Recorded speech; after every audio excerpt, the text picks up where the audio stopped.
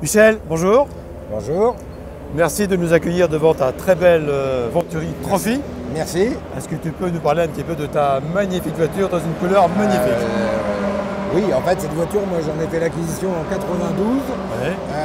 pour participer au Trophée Venturi. Ouais. Donc, elle a participé au Trophée Venturi. Après, elle a roulé, elle a fait une belle séance de repos de quelques années parce que j'avais des priorités, on va dire. D'autres Et priorités. après, on l'a ressortie pour le championnat de France des GT de 98. Et il y avait un très beau plateau avec beaucoup de Porsche, de Venturi, de Ferrari, pas mal de voitures. Et ça s'est bien passé parce que cette voiture-là, elle a gagné son championnat dans sa catégorie, c'est-à-dire les GT3. Ouais. Et donc ça, c'était déjà bien. Et en plus, ce qui était quand même très satisfaisant, c'est que nous, on se bagarrait avec des grosses Porsche GT2, les 993 à l'époque, qui avaient à peu près, allez, on va dire, entre 60 et 100 chevaux de plus. Ouais. Et il y en avait une quinzaine quand même, c'était le gros du plateau. Et en fait, la voiture, elle a fait 3e au général. Donc ça, je trouve que la voiture était très en forme cette année-là.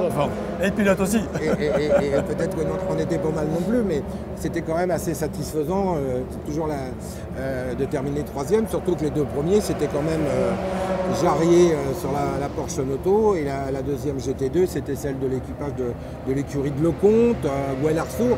Donc c'était un niveau de préparation, de moyens et de pilote assez haut niveau. Assez haut niveau. Nous, on était un peu les petits à tous les niveaux là-dedans, donc on était effectivement, on a été très satisfait du résultat, voilà.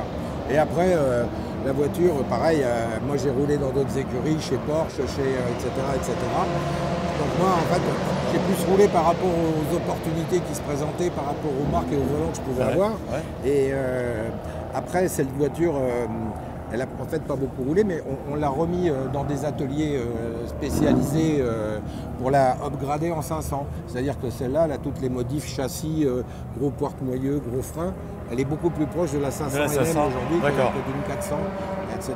Donc c'est une très belle auto. Bon, bah, évidemment, ce qui est rare, c'est qu'elle est surtout dans un état quasiment neuf. Je veux dire, elle a 30 ans, mais si on met, je dirais, sa carrière, c'est peut-être une voiture qui a fait entre 30 et 35 jours dans sa vie, ce qui est quand même relativement peu. Très peu, oui. Pour son âge, je dirais. Et le choix de la couleur, c'était à l'époque? Moi, premièrement, je suis né au Mans.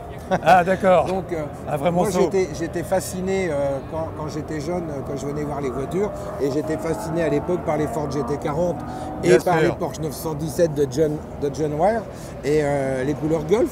Voilà. Et c'est vrai que ça s'est fait un peu naturellement. Quand Venturi m'a dit, bon alors, la voiture, quelle couleur?